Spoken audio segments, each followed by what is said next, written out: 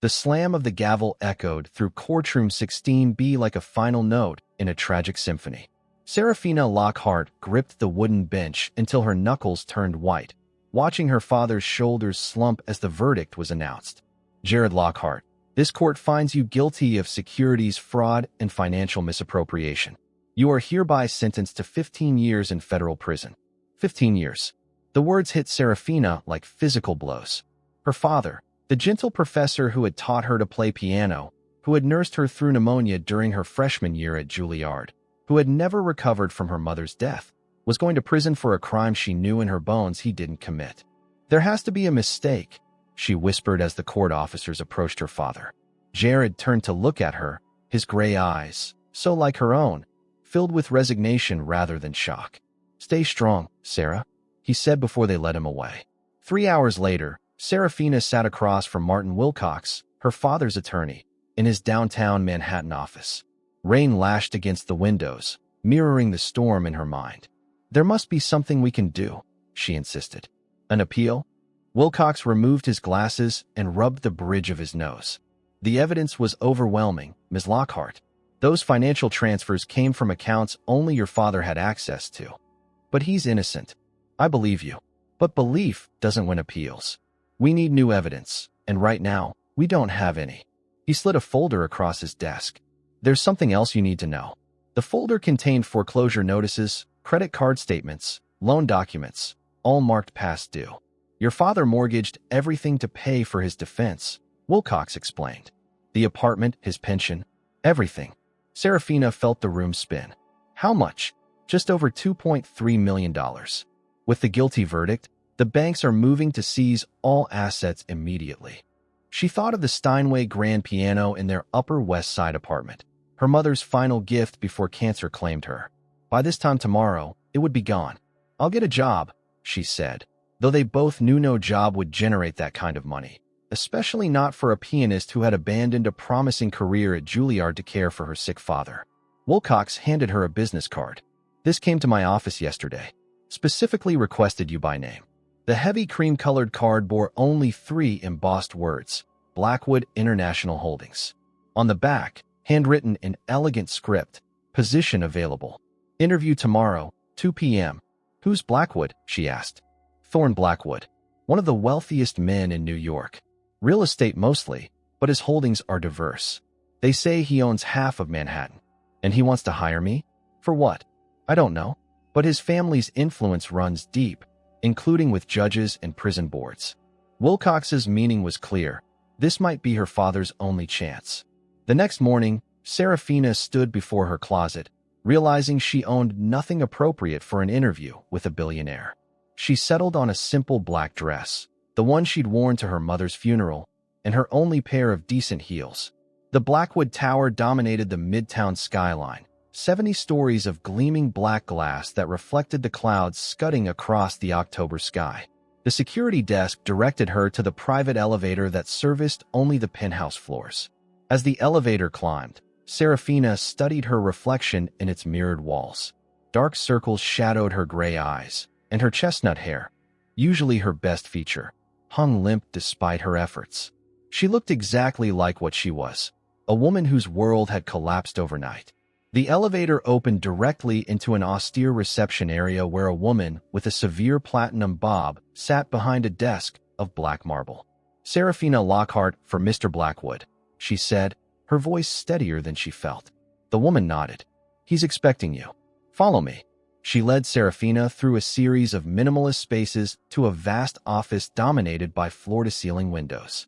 Manhattan spread out below like a living map, the Hudson River gleaming in the distance. Thorne Blackwood stood with his back to her, hands clasped behind him as he gazed out at his domain. Even from behind, power radiated from him.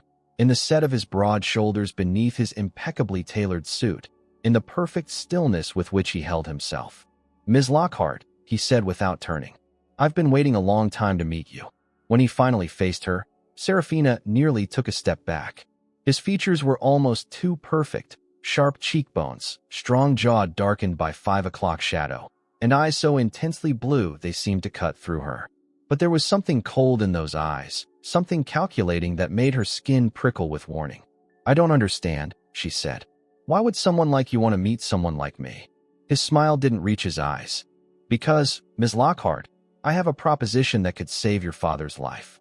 One that requires something only you can provide. What could I possibly have that you would want? Thorne Blackwood's gaze traveled over her with such deliberate assessment that she felt exposed despite her modest dress. You, he said simply. I want you. Serafina froze. Excuse me. Please sit down.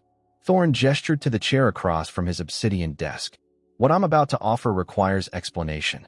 She remained standing. If this is some kind of sick joke, I assure you, Ms. Lockhart, I never joke about business. He moved toward his desk with the fluid grace of a predator. Your father's situation is quite dire. 15 years in federal prison for a man his age, with his health concerns? We both know he won't survive it. The casual certainty with which he spoke of her father's death made her stomach clench. How do you know about his health? I make it my business to know everything about matters that interest me. Thorne pressed a button on his desk. A screen descended from the ceiling, displaying documents about her father's case. Jared Lockhart, respected economics professor, widower, diagnosed with early-stage Parkinson's 3 years ago, convicted of embezzling $5.7 million from the university's endowment fund. Serafina reluctantly sank into the chair. He didn't do it. Perhaps not, Thorne said, his voice neutral. But the evidence was compelling enough to convince a jury. The prosecution's case was meticulous. Something in the way he said meticulous sent a chill through her. What exactly are you proposing, Mr. Blackwood? I need a fiancé. The statement was so matter-of-fact that Serafina wasn't sure she'd heard correctly. A temporary one. For 1 year. You want to hire me to pretend to be engaged to you? Precisely. He leaned forward, those blue eyes locked on hers. My grandmother is dying. She controls a significant portion of the family trust, assets that I need for an important acquisition. Her one wish is to see me settled before she passes. And you can't find someone willingly? Serafina couldn't keep the disbelief from her voice. A muscle twitched in his jaw. My personal life is frequently tabloid fodder. Discretion is paramount. I need someone without existing connections to New York society, someone with intelligence and poise who can be molded to fit the role. His gaze swept over her again. Someone who needs what I can offer desperately enough not to betray me. And what exactly are you offering? Thorne smiled, a cold, calculated thing. In exchange for 1 year of your life, I will pay all your father's debts. I will ensure he receives appropriate medical care in a minimum security facility near the city where you can visit regularly. And when our arrangement ends, I will use my influence to have his case reopened with new evidence. What evidence? Evidence that will emerge at the appropriate time. He watched her steadily. By this time next year, your father could be a free man, or he could be deteriorating in a prison cell upstate. The choice is yours. Her mind raced. This was insanity. Yet even as her instincts screamed at her to run, Serafina couldn't help thinking of her father. How frail he'd looked as they led him away. What exactly would this arrangement entail? You would move into my penthouse immediately. You would accompany me to social and business functions. You would learn to dress, speak, and behave as befits the future Mrs. Blackwood. His tone was clinical, as if discussing the terms for a corporate merger. You would convince the world, and most importantly, my grandmother, that we are genuinely in love. And physically, the question hung between them. Thorne's expression remained impassive. I'm not proposing prostitution, Ms. Lockhart. Though we would share living quarters for appearance's sake, your bedroom door will have a lock. I expect convincing public displays of affection, nothing more. He paused. Unless you wish otherwise. The arrogance in that final statement snapped something inside her. I'll need everything in writing, including the promises about my father. Naturally, he opened a drawer and withdrew a thick document. My attorneys prepared this in anticipation of your acceptance. Serafina stared at the contract, her musician's fingers trembling slightly as she reached for it. You were that confident? I'm never confident, Ms. Lockhart. Merely prepared. He handed her a pen. Page 6 details the provisions for your father. Page 12 outlines your compensation. A monthly stipend plus a final payment of $2 million upon successful completion. $2 million. Enough to restart their lives when this was over. Why me? The question escaped before she could stop it. Of all the desperate women in New York, why choose Jared Lockhart's daughter? Something flickered in Thorne's eyes, a darkness so profound it momentarily stole her breath. Let's just say I've followed your father's career with interest. A warning prickled at the back of her neck. There was more to this than he was saying. But with her father's life hanging in the balance, did her suspicions even matter? Serafina took the pen. Her signature across the bottom of the contract felt like signing away her soul. Thorne took the document, his fingers brushing hers, the first physical contact between them. Despite the warmth of his skin, she felt cold to her core. "Congratulations, Ms. Lockhart," he said, that same humorless smile playing at his lips. "You're now engaged to the most hated man in Manhattan." 3 hours later, Serafina stood in her family's apartment for the last time. Movers hired by Thorne were already packing her belongings. The Steinway piano, the one thing she'd insisted on bringing, was being carefully crated for transport. Her phone buzzed with a text from an unknown number, "Car waiting downstairs." TB. As she took one final look around the home where she'd grown up, Serafina caught her reflection in the hallway mirror.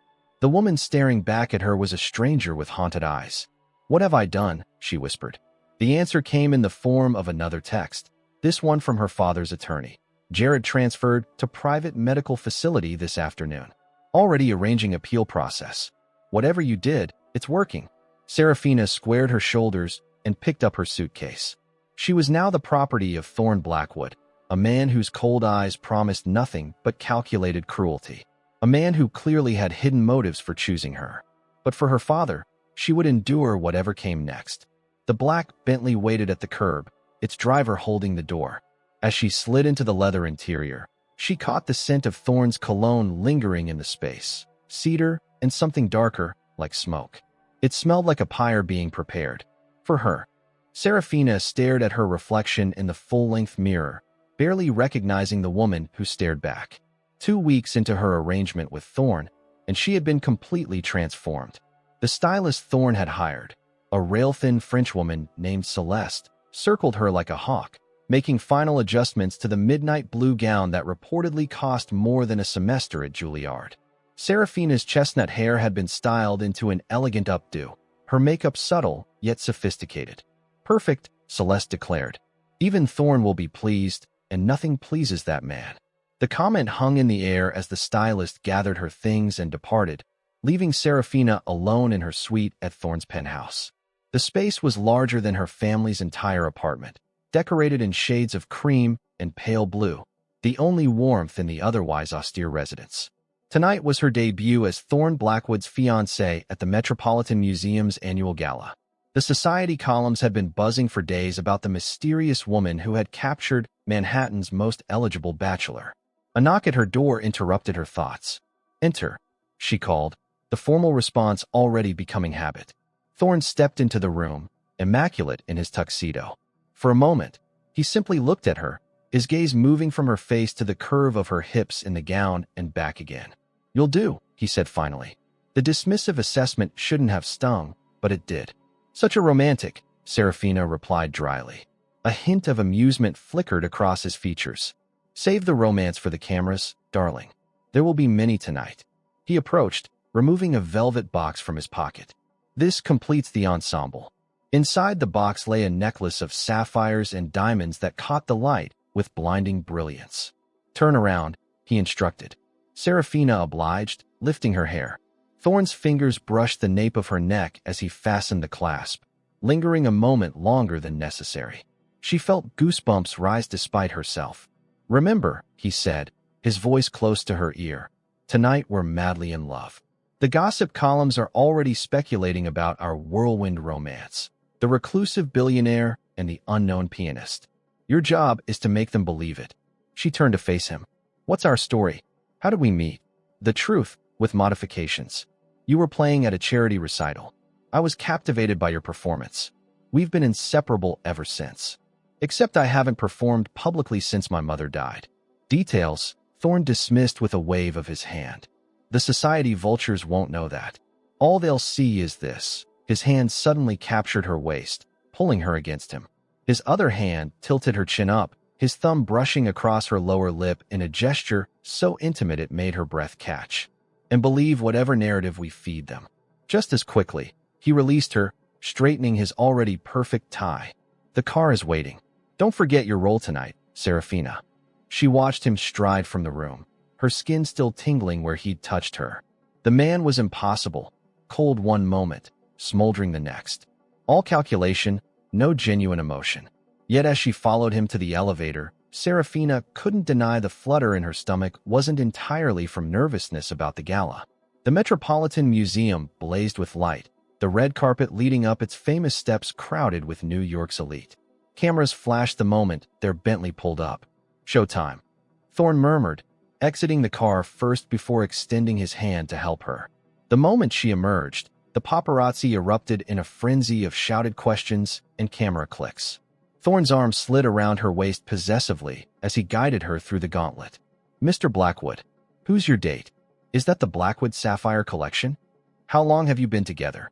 Thorne smiled, a public smile that transformed his normally austere features into something almost approachable. This is Serafina Lockhart, my fiancée, he announced, his voice carrying easily over the clamor. The cameras went wild. Serafina forced herself to smile, leaning into Thorne as they'd practiced, tilting her face toward his adoringly. When's the wedding? Someone shouted. Thorne's eyes found hers, something unreadable in their blue depths. We haven't set a date. When you find your soulmate, the formalities seem less important than simply being together. The practiced line sounded so sincere that for a moment, even Serafina almost believed it. Inside, the museum's great hall had been transformed into a glittering wonderland. Serafina felt eyes following them as Thorne led her through the crowd, stopping occasionally to introduce her to people whose names she immediately forgot. Smile? He whispered during a brief moment alone. You look like you're marching to your execution. Aren't I? She countered quietly. Before he could respond, they were approached by an elderly woman leaning on a jeweled cane, her shrewd eyes taking in Serafina with open curiosity. So this is the woman who's accomplished what half of Manhattan's debutantes couldn't, she said, her voice surprisingly strong. Interesting choice, Thorne. Grandmother. Thorne nodded stiffly. May I present Serafina Lockhart? Serafina, this is Vivian Blackwood. So this was the dying grandmother, the reason for their charade. Serafina didn't see any signs of imminent death in the sharp eyes assessing her. A pleasure to meet you, Mrs. Blackwood, Serafina said, extending her hand. Vivian ignored it, instead reaching up to tilt Serafina's face toward the light. At least she has intelligence in her eyes. The last one looked like a particularly vacant mannequin. She turned to Thorne. Does she know what she's getting into with you, grandson? I believe I'm adequately informed, Serafina interjected before Thorne could speak. Though your grandson maintains an air of mystery that's part of his charm. Vivian's lips twitched. Diplomatic, too. Perhaps you did choose better this time, Thorne. She patted Serafina's cheek. Come visit me at Blackwood Manor, child. I want to hear you play that piano my grandson has been boasting about. As the old woman moved away, Thorne's hand tightened on Serafina's waist. Well handled, he murmured. She's the most dangerous person in this room. The evening proceeded in a blur of introductions and carefully orchestrated intimacy. Thorne kept her close, his hand always somewhere on her body, the small of her back, her waist, her hand clasped in his. For the benefit of watchful eyes, he would occasionally brush his lips against her temple or whisper in her ear, meaningless words that to observers looked like sweet nothings. During a lull in the socializing, Serafina excused herself to the ladies' room. Following a wrong turn down a cordoned-off corridor, she found herself in a small gallery that appeared closed to the event. About to turn back, something caught her eye, a collection of vintage photographs in a display case. One in particular made her freeze. A black and white image showed a group of people at what appeared to be a lakeside retreat. The caption read, Blackwood Family Compound, Lake Placid, 1985. But it wasn't the Blackwoods that held her attention. It was the woman standing slightly apart from the group, her face turned partly away but still recognizable. Her mother. Emma Lockhart had died when Serafina was 12, taking with her any explanation of why she might be photographed at the Blackwood family compound nearly 15 years before Serafina was born. There you are. Thorne's voice came from behind her. The auction is about to begin. Serafina turned, struggling to compose her features. Sorry, I got lost. His gaze shifted to the display case, then back to her. Something in his expression hardened. This area is off-limits to tonight's event. We should return to the gala. As his hand closed around her arm to guide her back, Serafina couldn't help feeling she'd stumbled upon something significant, a piece of a puzzle she hadn't even known existed. One that might explain why, of all the desperate women in New York, Thorne Blackwood had chosen her to play the role of his fiancée. The private jet cut through cloud cover as it began its descent toward Lake Placid. Serafina sat across from Thorne in the luxurious cabin, watching as he reviewed documents with the same intense focus he applied to everything. 3 days had passed since the gala. 3 days of attempting to ask about the photograph without raising suspicion. 3 days of Thorne deflecting or simply ignoring her questions. "We'll be landing in 10 minutes, Mr. Blackwood," the pilot announced over the intercom. Thorne closed his laptop. "Remember why we're here," he said, his eyes meeting hers. "My grandmother wanted to meet you properly. This weekend is crucial to securing her approval. And the transfer of her assets," Serafina added. A ghost of a smile touched his lips. "Precisely. Play your part well, and we move one step closer to your father's freedom." The mention of her father brought a fresh wave of guilt. She'd visited him twice at the private medical facility where Thorne had arranged his transfer. The improvement in his care was dramatic, his medications properly managed, physical therapy for his Parkinson's symptoms, even a sunlit room with a window. Each time, he'd asked how she had managed this miracle. Each time, she had lied. "Does your grandmother know about our arrangement?" she asked. "Vivian Blackwood has never been fooled in her life," Thorne replied. "She suspects, certainly. Your job is to make her doubt those suspicions." The Blackwood estate sprawled along the shores of Lake Placid, its main house a grand stone manor that looked like it belonged in the English countryside rather than upstate New York. As their car wound up the tree-lined drive, Serafina caught glimpses of manicured gardens and outbuildings nestled among ancient oaks. "Your family has owned this property for generations?" Thorne nodded. "Since the 1870s. My great-great-grandfather built it as a summer retreat. Now it's primarily my grandmother's residence." A butler met them at the entrance, directing staff to take their luggage. "Mrs. Blackwood is resting, but wishes to see you both for tea in the conservatory at 4. Thorne checked his watch. "That gives us an hour. Jenkins will show you to your room." He turned to go.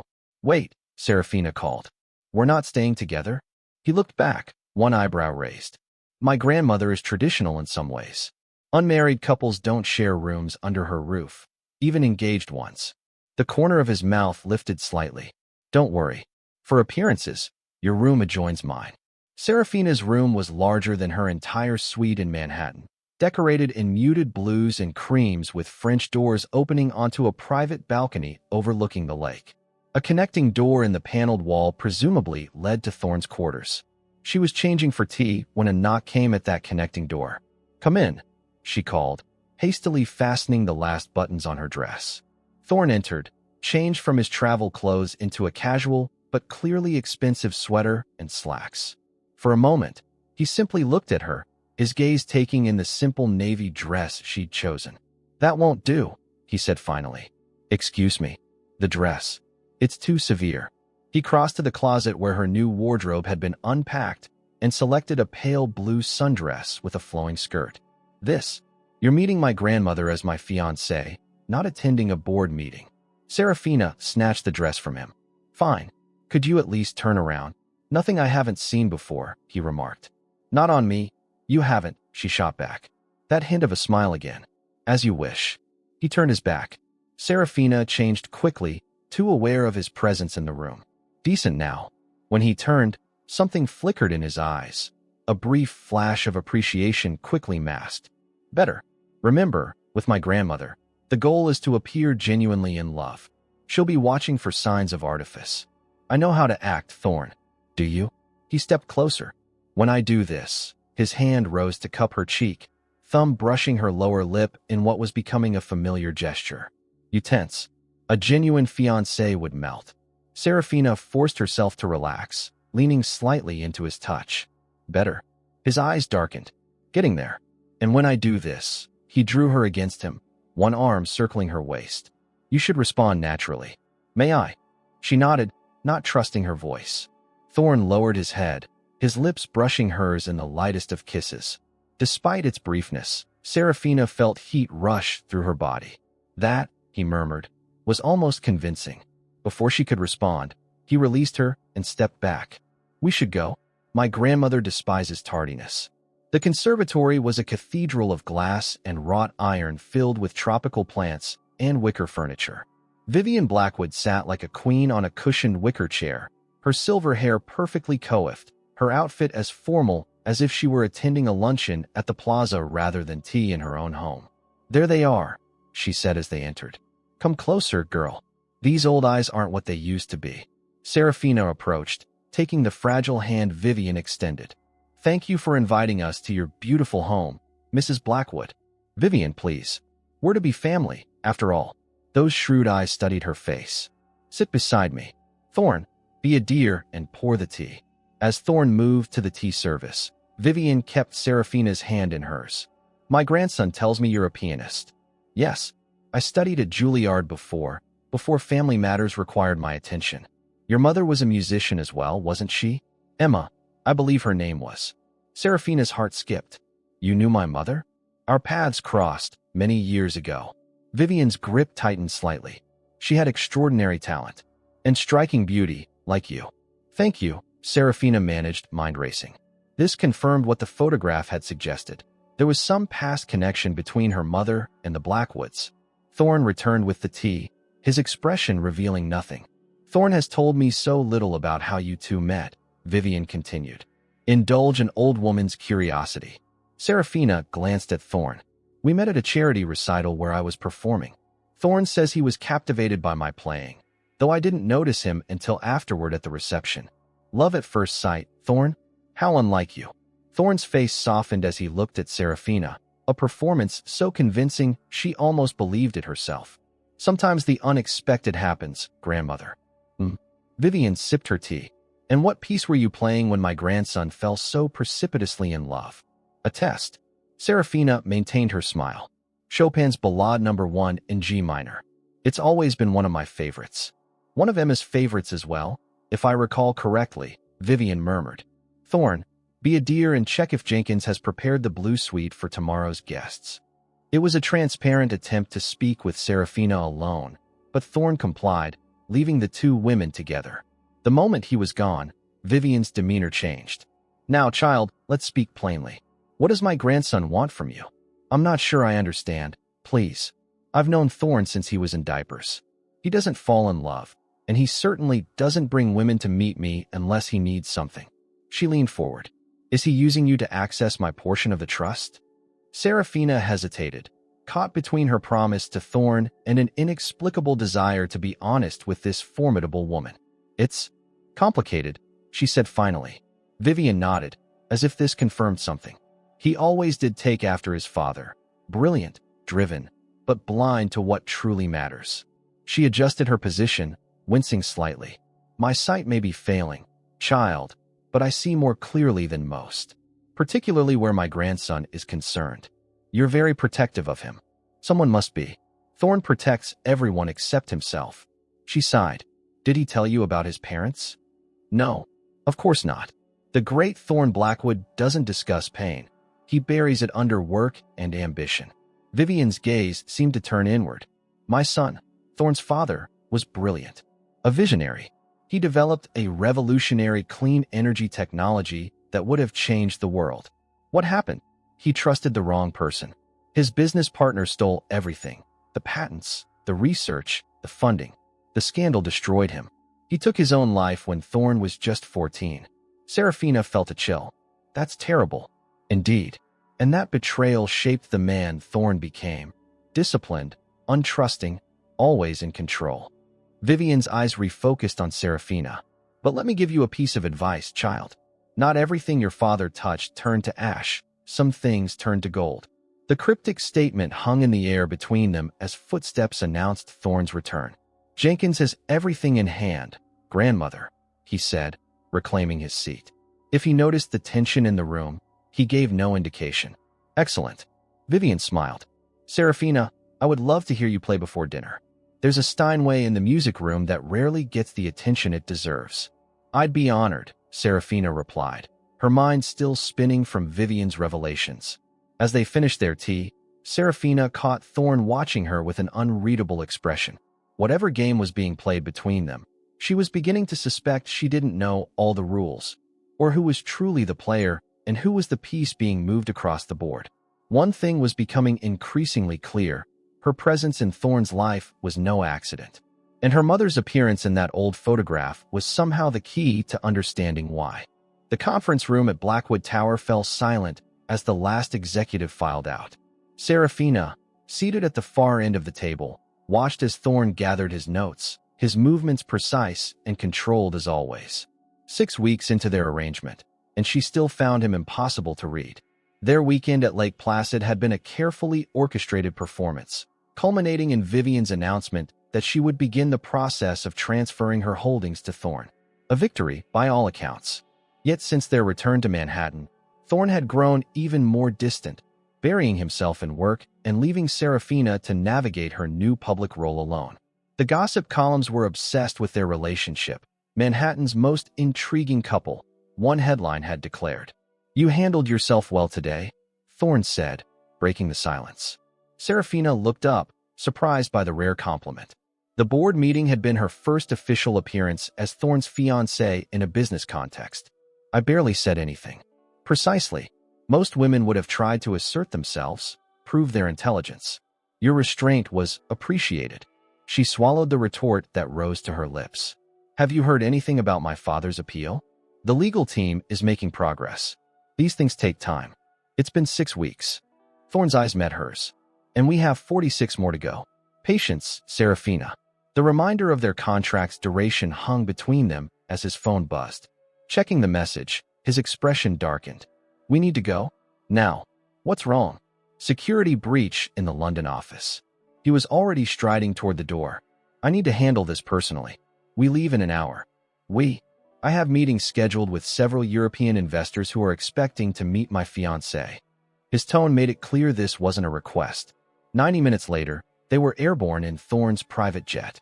Serafina watched the Manhattan skyline recede beneath them, trying to quell her anxiety. She had never left the country before. The security situation, she ventured after they reached cruising altitude. "Is it serious?" Thorne looked up from his laptop. "Someone attempted to access restricted servers containing proprietary research. Our security stopped them, but I need to ensure nothing was compromised." "What kind of research?" A flicker of hesitation crossed his face. "Energy technology. A project my father started years ago that I've recently revived." This was the most he'd ever shared about his business. Encouraged, Serafina pressed on. "Your grandmother mentioned your father was developing clean energy technology before what happened." Thorne's expression closed like a steel trap. "My grandmother talks too much. She cares about you. She interferes." He shut his laptop with finality. "Get some rest. It's an overnight flight, and we'll have a full schedule tomorrow." Dismissal clear, Serafina reclined her seat and closed her eyes, knowing sleep would elude her. Through half-lidded eyes, she watched Thorne work, his profile sharp in the dim cabin light, his focus absolute. What drove a man to such relentless ambition? What was he truly after? She must have dozed eventually, because she awoke to Thorne's voice, low and urgent, as he spoke on the phone. "I don't care what it takes. Find out who's behind this." A pause. "Check Hawthorne Industries. Maxwell has been circling this project for years." Another pause. "No, keep this contained. I'll handle it myself." The name Hawthorne tickled something in Serafina's memory, but before she could place it, Thorne ended his call. She kept her eyes closed, breathing evenly, feigning sleep. A moment later, she felt something unexpected, Thorne's fingers gently brushing a strand of hair from her face. The tender gesture was so at odds with his usual demeanor that she nearly gave herself away in surprise. The London office of Blackwood International occupied the top floors of a sleek glass tower in Canary Wharf. The moment they arrived, Thorne was swept into emergency meetings, leaving Serafina in his spacious corner office with instructions to make herself comfortable. After an hour of staring at the Thames through floor-to-ceiling windows, boredom drove her to exploration. The office was minimalist: desk, chairs, credenza, everything in black and chrome. No personal photos, no mementos. nothing that revealed the man behind the empire. The only anomaly was a built-in bookcase containing leather-bound financial volumes and industry reports. Serafina ran her fingers along the spines, pausing when she noticed one shelf was slightly deeper than the others. Curiosity piqued. She examined it closer, discovering a small, nearly invisible button on the underside.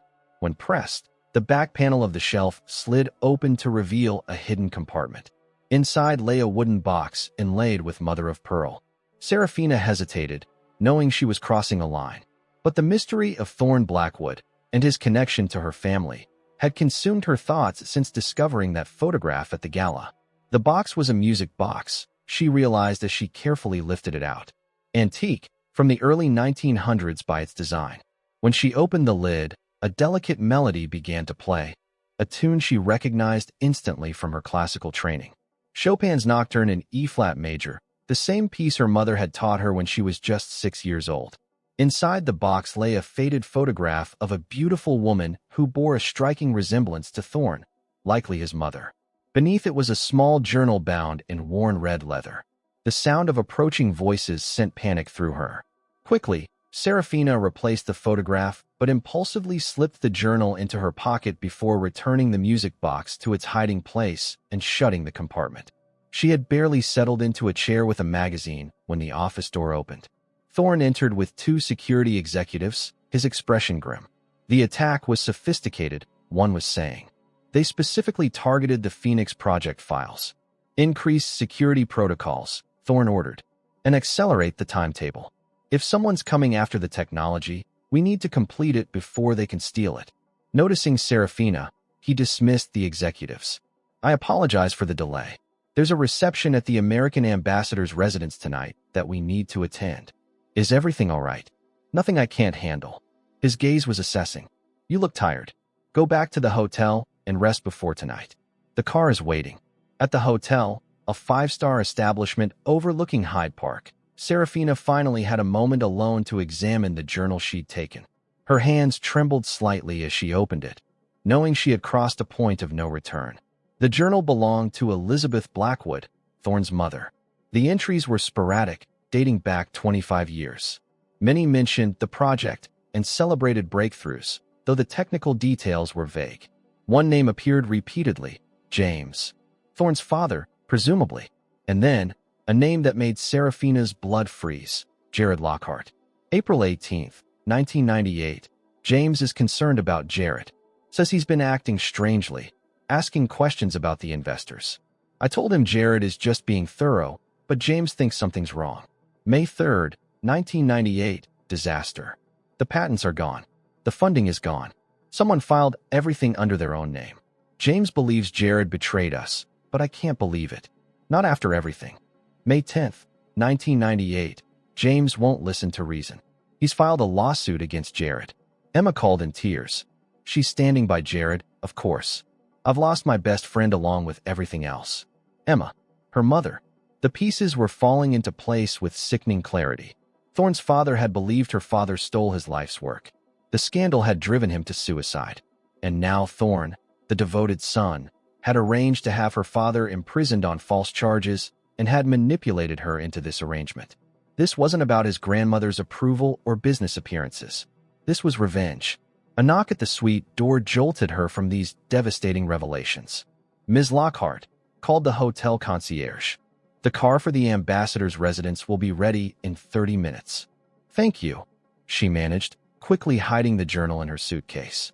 As she dressed for the evening in autopilot, Serafina's mind raced. She had to confront Thorn, but not yet. She needed more information, more leverage.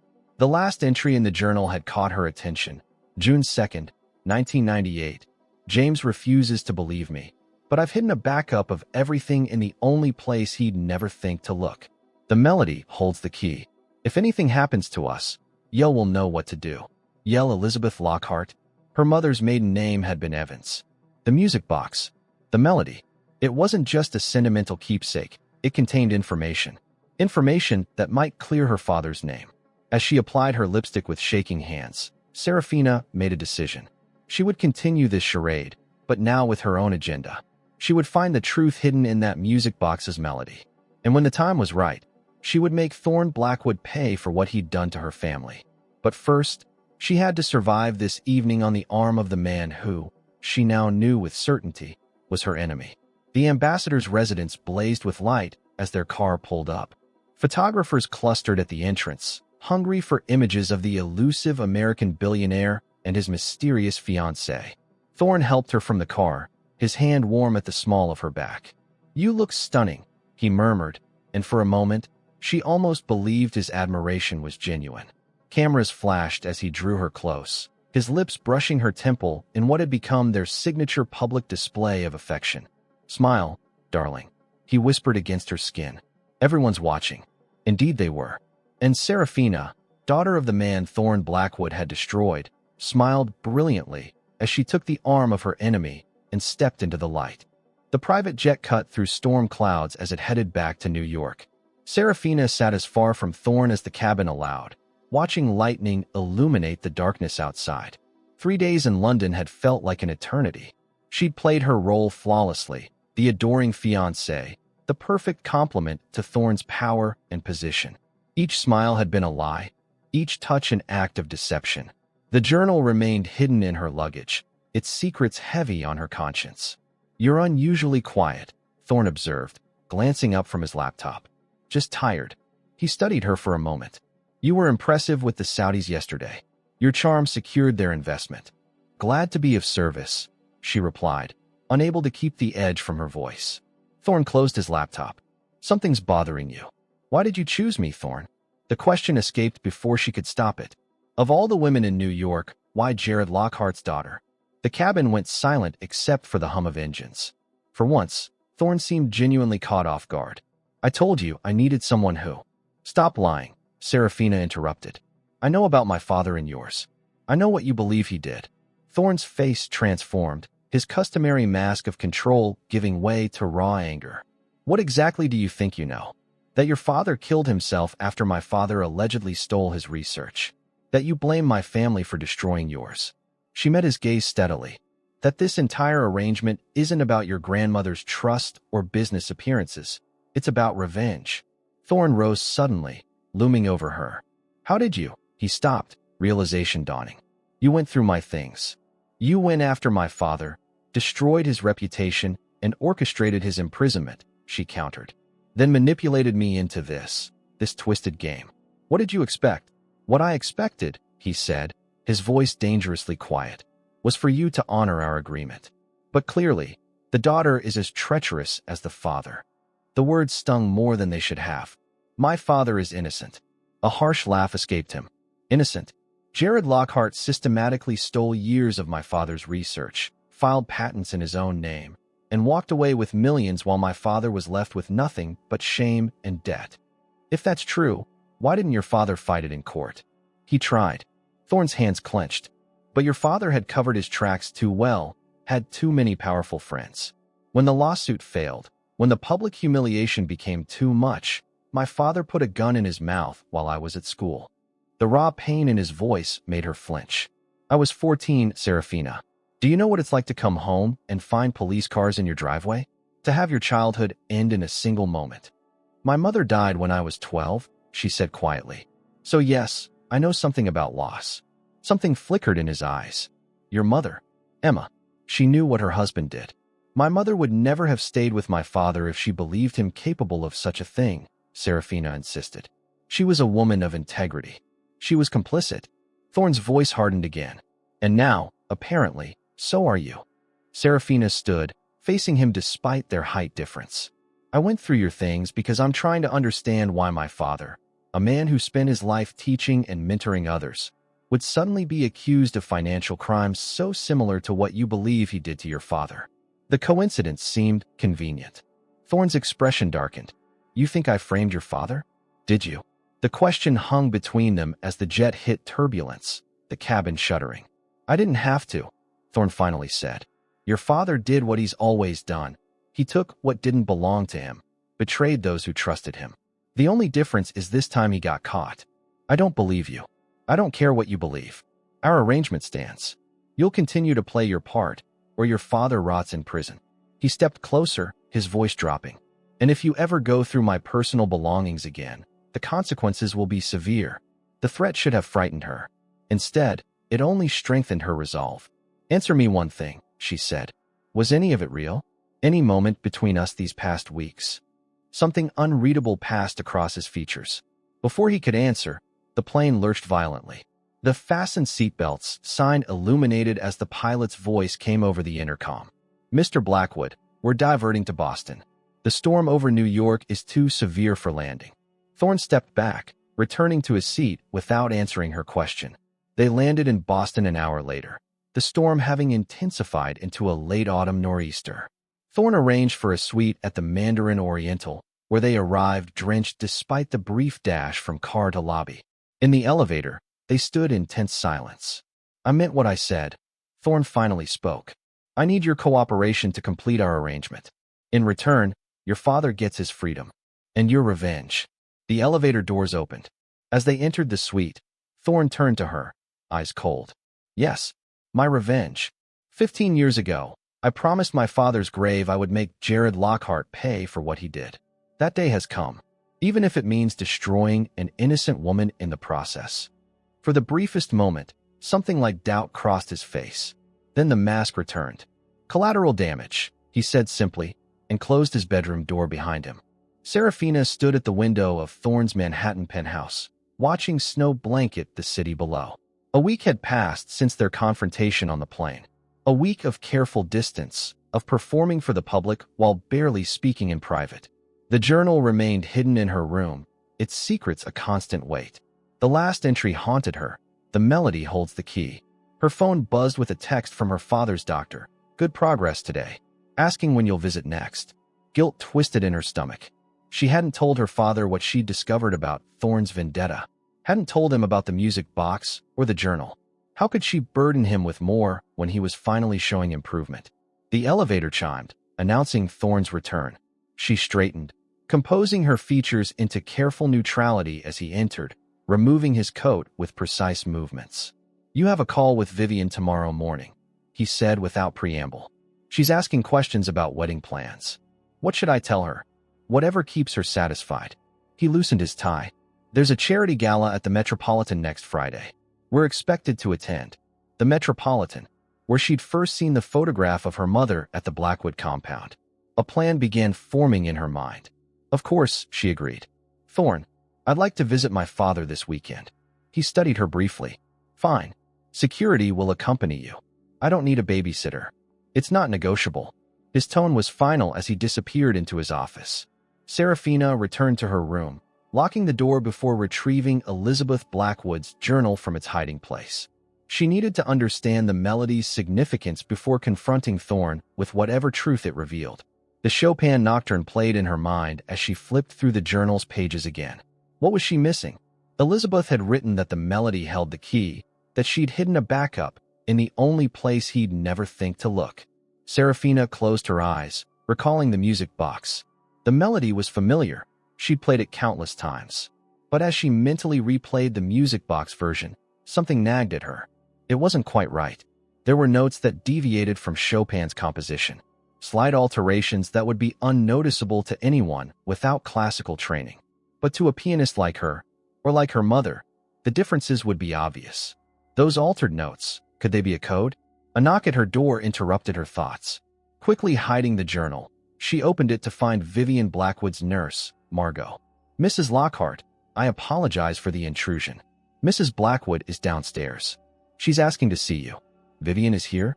Surprise colored her voice. Does Thorne know? Mr. Blackwood is in a meeting. Mrs. Blackwood insisted on waiting in the living room. Serafina found the elderly woman examining the Steinway piano that had been moved from her family's apartment. A beautiful instrument, Vivian said without turning. Emma played one just like it. You knew my mother well. We were friends once. Vivian's gaze, clouded by her progressive eye condition, settled somewhere near Serafina's face. Before everything fell apart. What really happened between our families, Vivian? The old woman sighed. I assume my grandson has shared his version by now. He believes my father stole his father's research and caused his suicide. James was brilliant but unstable. He created a revolutionary clean energy technology. Working with your father, and a third partner. Vivian settled onto the piano bench. When the technology proved viable, the patents were filed under someone else's name. James believed Jared betrayed him. Did he? Elizabeth never thought so. She suspected Maxwell Hawthorne, their third partner. The name from Thorne's phone call. Why would Thorne still blame my father if his own mother had doubts? Because a 14-year-old boy needed someone to blame for finding his father's body. Vivian's voice softened. And because he never found Elizabeth's proof. Seraphina's heart raced. The music box. Vivian's head snapped up. You know about the music box? I found it in London. The journal, too. Confession tumbled out. Elizabeth wrote that the melody holds the key, that she hid backups somewhere. Something like hope lit Vivian's clouded eyes. Elizabeth was clever. She suspected someone might come after their research, so she created safeguards. She reached for Seraphina's hand. The altered notes in the melody, their coordinates. Coordinates to what? The Blackwood Hunting Lodge in the Adirondacks. That's where she would have hidden the proof. Somewhere he'd never think to look. James hated that place. I need to go there. Thorne must never know. He's too blinded by his vendetta to see reason. Vivian pressed a key into Seraphina's palm. Take my car. Tell Margot I sent you to retrieve my medication from Lake Placid. Seraphina stared at the key. Why are you helping me? Because I'm tired of watching hatred consume my grandson. Vivian's fragile hand squeezed hers. And because Emma would have wanted me to help her daughter. The hunting lodge was 3 hours north, a rustic cabin buried in snow. Using Vivian's directions, Seraphina found a loose floorboard beneath the stone hearth. Inside lay a metal strongbox. The combination lock had 5 digits. On instinct, she tried the 5 altered notes from the music box, translated to numbers. The lock clicked open. Inside she found technical drawings, research notes, and a legal document proving Maxwell Hawthorne had secretly filed the patents under his own name using forged signatures. Most importantly, there was a letter from Elizabeth to her son, explaining her suspicions and exonerating Jared Lockhart completely. Proof of her father's innocence. As she carefully repacked these treasures, her phone rang. Thorne's name flashed on the screen. Where are you? His voice was tight with barely controlled fury. Finding the truth, she answered. About our fathers. Seraphina, listen to me. There's a storm coming.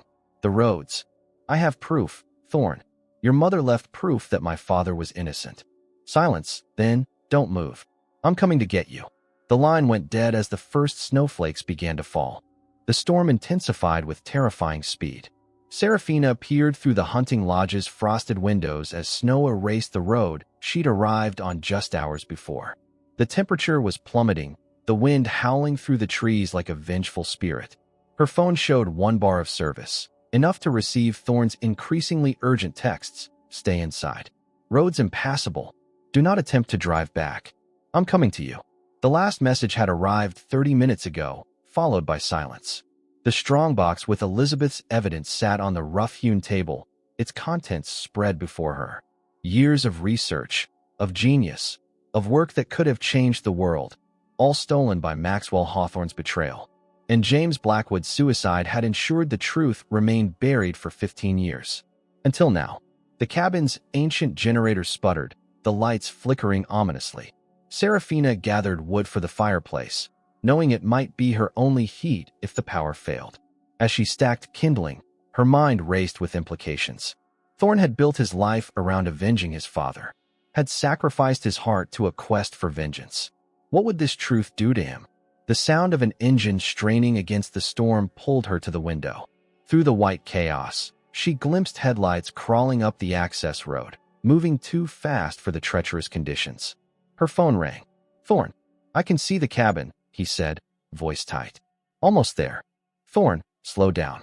The road is... The sickening sound of metal crumpling, of tires losing their grip, cut her off. Through the window, she watched in horror as the headlights spun wildly, then disappeared over the edge of the road. Thorne, she screamed into the phone. Nothing. Seraphina grabbed a flashlight and plunged into the storm without hesitation. The wind stole her breath, snow blinding her as she fought her way down the road. 20 yards from the cabin, she found where his SUV had broken through the guardrail, tumbling down a steep embankment. The vehicle lay on its side, half buried in snow. The driver's door hung open. Thorne, she called, sweeping her flashlight across the wreckage. A groan answered her. She found him 10 feet from the vehicle, sprawled in the snow. Blood matted his hair, his left arm bent at an unnatural angle. "Sarah," he murmured, eyes unfocused. "Don't move." She knelt beside him, snow soaking through her jeans. "Where else are you hurt?" "Ribs. Maybe internal." His breathing was labored. "Cool." Hypothermia would kill him before his injuries if she couldn't get him inside. With strength born of desperation, Serafina half-dragged, half-carried him up the slope toward the cabin's distant lights. Each step was agony, the wind threatening to topple them back down the embankment. Inside the cabin, she lowered him onto the couch near the fire, her hands shaking as she assessed his injuries. The head wound was still bleeding, his breathing shallow and painful. "Need a hospital," he gasped. "The roads are impassable. Phone service is gone." She worked quickly, cutting away his blood-soaked coat. "I have to stabilize you until help can reach us." Using supplies from the cabin's first aid kit, she cleaned his head wound and fashioned a makeshift splint for his arm. His skin was alarmingly pale, lips tinged with blue. "Have to keep you warm." She layered blankets over him, stoked the fire higher. Thorne's eyes found the papers scattered across the table. "You found it?" "Yes." She hesitated. "Your mother left proof that my father was innocent. It was Maxwell Hawthorne who stole the patents, who betrayed your father." A shudder passed through him, whether from pain or emotion, she couldn't tell. "Let me see." She brought Elizabeth's letter to him, holding it so he could read his mother's elegant script. As he absorbed the words, something crumbled in his expression. The foundation of 15 years of hatred suddenly swept away. "All this time," he whispered. "Everything I built my life around. You didn't know." His laugh was bitter, ending in a painful cough. "I ruined your father's life. I manipulated you. I was so certain. We both need to rest," she said gently, taking the letter. "We can talk when you're stronger." "No." His hand caught hers with surprising strength. "If I don't make it, don't say that." "If I don't," he insisted, "you need to know. I arranged to have evidence planted in your father's office. I paid witnesses to testify against him. The embezzlement charges were my creation." The confession should have ignited her anger, but seeing him broken, physically and emotionally, left no room for hatred. "Why are you telling me this now?" "Because," his eyes, feverishly bright, locked with hers. "Because somewhere between plotting my revenge and falling in love with you, I lost myself." The words hung between them. "You don't love me," she whispered. "You can't." "I fought it." His voice weakened. "Told myself it was just the charade. But watching you with my grandmother, seeing your loyalty to your father, I started to dread the day our contract would end." A tear slipped down her cheek. "You have a strange way of showing love, Thorne Blackwood. I've never been good at it." His eyes fluttered closed. "Never thought I deserved it." As his consciousness faded, Serafina maintained a desperate vigil. Through the longest night of her life, she kept the fire burning, checked his breathing, prayed for morning and rescue. Near dawn, his fever spiked dangerously. Delirious, he called for his mother, murmured about his father. And repeatedly, he whispered Serafina's name like a lifeline. When rescue finally came, Vivian having raised the alarm when neither returned, Thorne was unconscious, his pulse thready and weak. The hospital waiting room became Serafina's world for the next 36 hours. Surgeries for internal bleeding, treatment for hypothermia, uncertainty whether he would wake at all. Vivian joined her vigil, frail hand clasping Serafina's. "You found Elizabeth's proof." "Yes." "And Thorne confessed to framing my father." The old woman nodded sadly. "What will you do?" It was the question Serafina had asked herself through sleepless hours. The evidence exonerating her father and incriminating Maxwell Hawthorne was secure. Thorne's confession could free her father immediately, but at what cost? "I don't know," she admitted. On the third day, Thorne regained consciousness. Serafina was alone with him when his eyes finally opened, finding hers immediately. "You're still here," he whispered, voice raw. "Where else would I be? Running to the authorities with my confession, having me arrested for what I did to your father."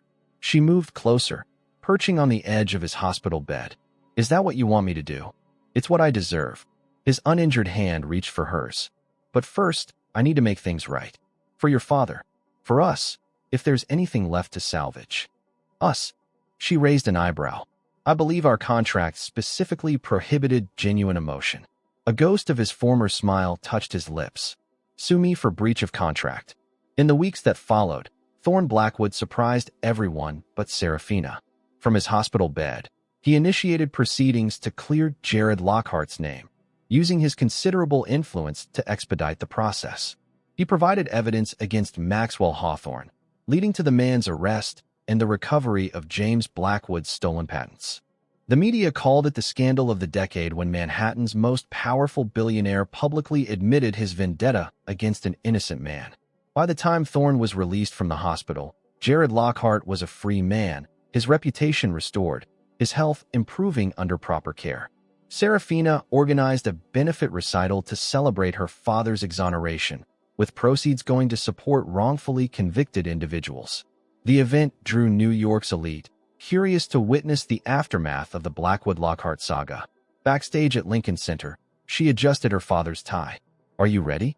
Jared smiled, the strain of imprisonment finally fading from his face. "Thanks to you, I have my life back." He studied her carefully. "And what about you? What happens with Thorne now that this charade is over?" She hesitated. "It's complicated. Love usually is," he said gently. Before she could respond, a familiar figure appeared in the doorway. Thorne, still using a cane, looked almost uncertain, a strange quality in a man once so commanding. "Mr. Lockhart," he said formally, "may I have a moment with your daughter?" Jared glanced between them before nodding. "Don't keep her long. She's performing soon." When they were alone, Thorne approached slowly. "You look beautiful." "Thank you." She smoothed her concert gown. "I'm surprised you came. I wouldn't miss it." He took a deep breath. "Serafina, I know our arrangement ended when your father was released. You owe me nothing. But before you move on with your life, I need to ask one thing." "What's that?" "Was any of it real for you? Any moment between us?" Her own words from the plane now returned to her.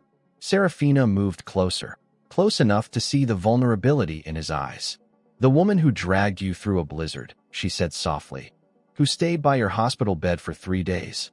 What do you think?" Hope flickered across his face. "I think I don't deserve a second chance, but I'm asking for one anyway." The stage manager appeared. "5 minutes, Ms. Lockhart." Serafina nodded acknowledgement before turning back to Thorne. "I'm playing Chopin tonight. The correct version, not your mother's coded one. I'll be listening." She reached up, brushing her lips against his in the lightest of kisses. "We'll talk after." Serafina's performance brought the audience to their feet, but she had eyes only for Thorne in the front row. When she returned for her encore, she spoke into the microphone. "I'd like to play one final piece tonight. A nocturne that helped reveal a long-buried truth and begin a new chapter in my life." As the first notes of Chopin's Nocturne in E-flat major filled the hall, she watched Thorne's expression transform with understanding. This was no longer Elizabeth's coded melody, but a new message from her heart to his.